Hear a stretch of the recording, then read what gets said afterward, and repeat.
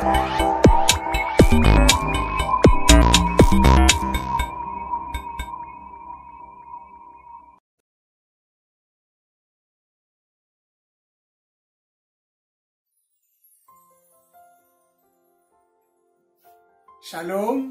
saudara-saudari yang dikasihi Kristus.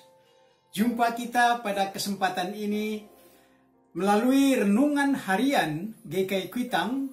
Hari ini Senin 12 Juli 2021 bersama saya Pendeta Emeritus Arti Sembiring.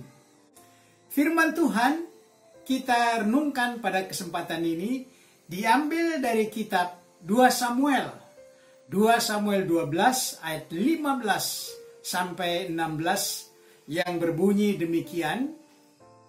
Dan Tuhan menulahi anak yang dilahirkan bekas istri Uria bagi Daud sehingga sakit. Lalu Daud memohon kepada Allah. Oleh karena anak itu, ia berpuasa dengan tekun. Dan apabila ia masuk ke dalam semalam-malaman itu, ia berbaring di tanah. Demikianlah firman Tuhan ini. Orang berbahagia yang mendengar dan melakukan dengan tekun firman Tuhan. Amin. Dari firman Tuhan ini, kita mengambil tema, merumuskan tema, berdoa dan berpuasa. Saya rasa tema ini sangat familiar bagi kita, berdoa dan berpuasa. Tentu kita semua menamakan diri kita sebagai orang yang berdoa.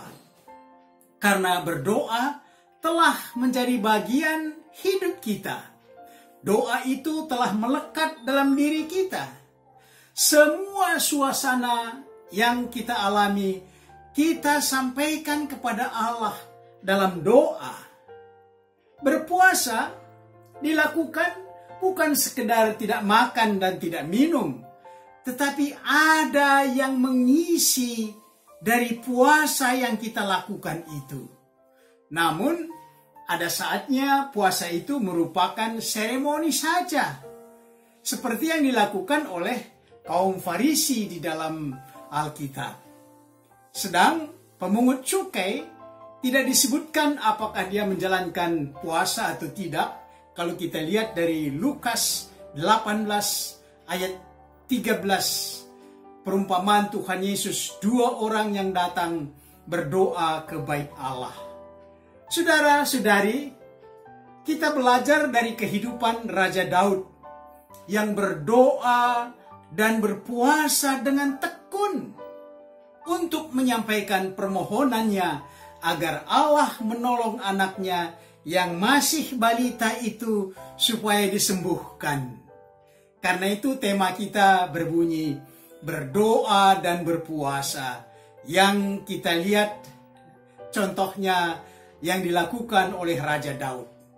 Sebagai raja, dia berdoa dan berpuasa dengan cara yang menarik perhatian para pejabat-pejabat kerajaan yang baru sekali itu mereka saksikan doa dan puasa Daud seperti itu. Mungkin bisa disebut Daud pada saat itu bermeditasi, menyatakan hubungannya secara pribadi dan menyampaikan perkara yang sangat mendesak kepada Tuhan dalam dirinya. Dia bermeditasi yang penuh dengan perjuangan untuk kesembuhan anaknya. Mendengar anaknya yang lahir dari istrinya Batseba, janda yang ditinggal oleh Uria, seorang panglima perang yang baik. Anak itu sakit karena Tuhan. Suatu perasaan duka yang bercampur di dalam hatinya. Karena apa? Karena anak itu hasil dari perselingkuhannya sebelum Uria tewas dalam peperangan suami Batseba ini. Perbuatan perselingkuhan itu telah ditegur oleh Tuhan melalui Nabi Nathan. atas teguran itu, Daud menyatakan pengakuan dosanya yang sangat mengharukan. Kita boleh baca dalam Mazmur 51. Kasihanilah aku ya Allah yang berdosa ini. Aku sadar akan pelanggaranku. Silakan Bapak Ibu, saudara-saudari membaca pengakuan dosa Raja Daud dalam Mazmur 51. Dia mengakui bahwa walaupun dia telah dipilih oleh Allah menjadi raja, namun dia hanya manusia yang minta dikasihani. Dan ternyata saat ini dia merengek-rengek agar dosanya diampuni setelah ditegur melalui Nabi Nathan. Maka dengan kelahiran anak yang penuh masalah bagi Daud ini menjadi satu tonggak pembaharuan hidup dari perselingkuhan, bertobat, dan dia mau hidup dari pengakuan dosanya. Mazmur 51 itulah tonggak pembaruan hidup Raja Daud. Anak yang dilahirkan itu merupakan monumen bahwa dia tidak ditinggalkan oleh Tuhan walau sudah berselingkuh, karena diampuni dosanya yang disampaikan oleh Nabi Nathan. Dia tidak ditinggalkan walau sudah berselingkuh. Tapi jangan coba-coba berselingkuh. Anak itu bukan anak biasa, tetapi anak luar biasa bagi Daud. Karena di dalam anak itu terungkap siapa dirinya yang sudah menjadi raja ini, yaitu tak lain seorang manusia yang tidak ada apa-apanya, manusia yang berdosa, namun dipilih, dikasihani, disertai Tuhan sehingga mampu menjadi raja. Inilah Daud. Ternyata anak itu sakit. Bagaimana tidak hancur hatinya? Karena itu dia memohon, berdoa dan berpuasa. Tadi saya katakan bermeditasi, berdoa dan berpuasa itu seperti mengulang kembali isi pengakuannya Mazmur 51. Bahwa dia manusia biasa, manusia yang brengsek, manusia berdosa, manusia penista Tuhan. Itulah yang dinyatakannya dengan tekun berpuasa, tidak main-main.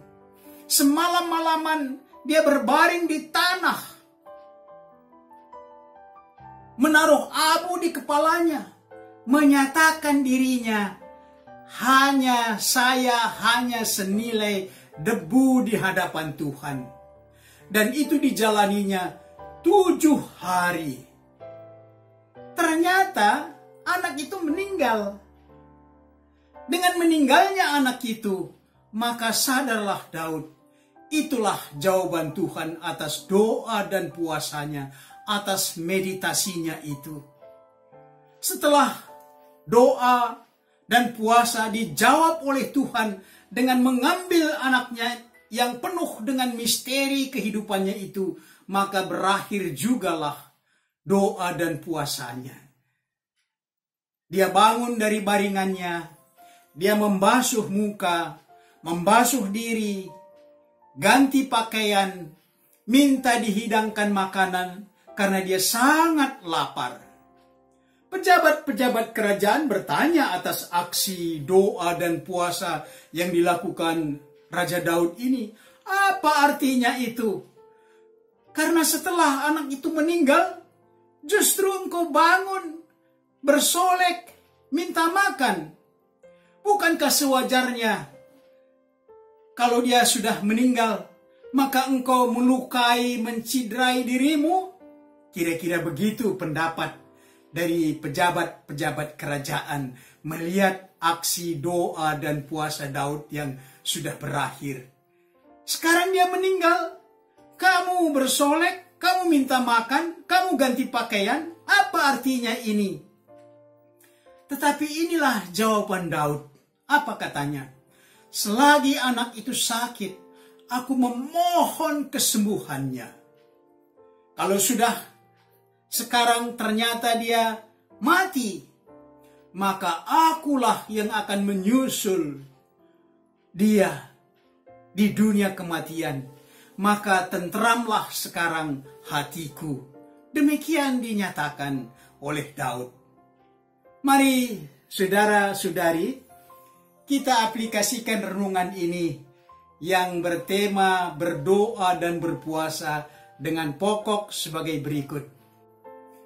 Pertama, sejauh mana Anda mengenal diri di hadapan Allah? Yang kedua, adakah peristiwa atau keadaan khusus yang menyadarkan siapa Anda di hadapan Tuhan? Ya, itu kaitannya pokok pertama dan yang kedua. Yang ketiga, kalau Anda mendapat hal yang berlawanan dengan apa yang Anda minta kepada Tuhan dalam doa, tidak dikabulkan, malah bertentangan dengan permintaan dalam doa itu, apa reaksi Anda? Mari berdoa. Bapa kami yang di sorga, kami memahami dan menyadari hidup kami yang lemah, penuh dengan cacat celah, tak luput dari salah dosa dan kebebalan hati kami. Tuhan memberi kesempatan untuk kami mengakui salah dan dosa kami.